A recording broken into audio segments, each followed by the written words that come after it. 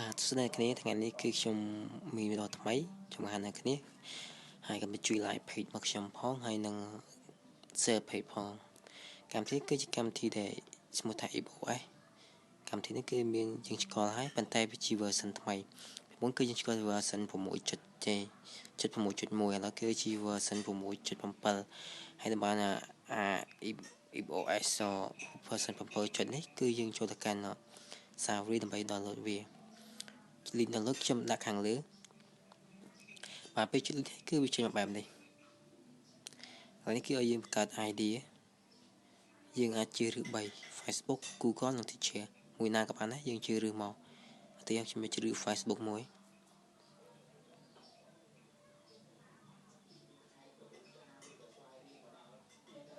បាទបន្តមកកន្លែងនេះគឺឲ្យយើងដាក់ email របស់ Facebook យើងគ្រាន់តែដាក់មកក៏បានដែរEV មកគឺបានហើយកន្លែងហ្នឹងយើងដូចក៏អាចយើងកតិច Facebook យើងហើយក៏បានដែរ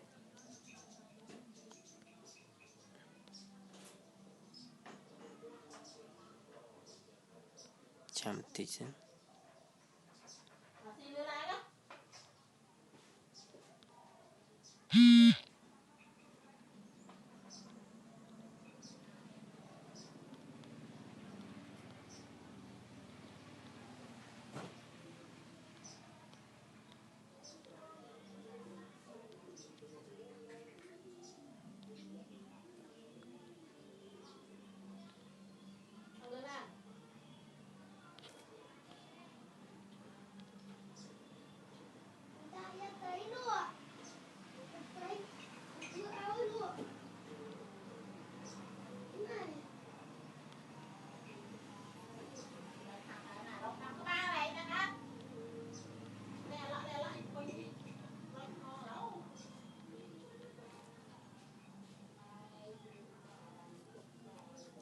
ហើយបន្តមកពេលដាក់ហើយគឺយើងអាច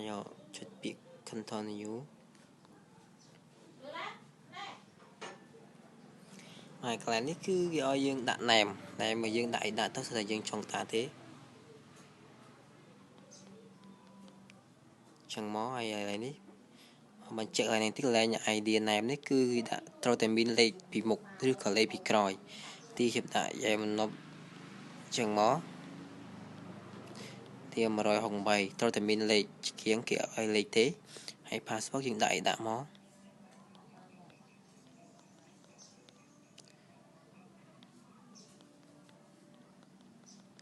បាទបន្តមកពេលដាក់ហើយគឺយើងអាចចុចពាក្យ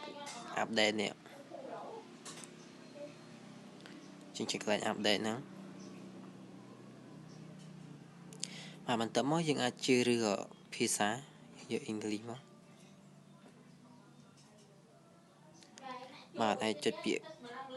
connect drive ហើយយើងធ្វើការ install profile វាមួយ install មក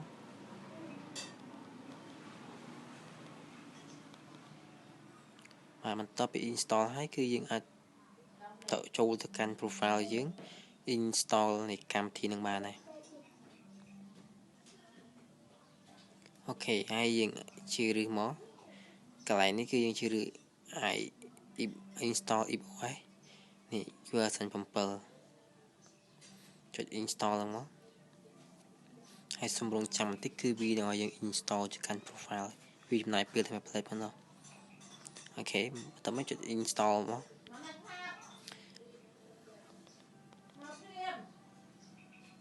ចុច install ជាការស្រេច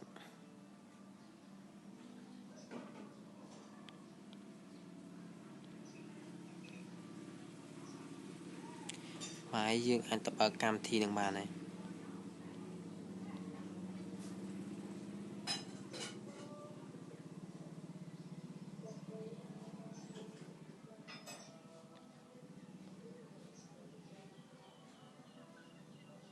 បើកហើយយើងឃើញ version 7 ចុចវិញគឺ6 ចុចហើយយើងអាចចូលខាងដៃហ្គេមហ្នឹងទៅគឺដើម្បី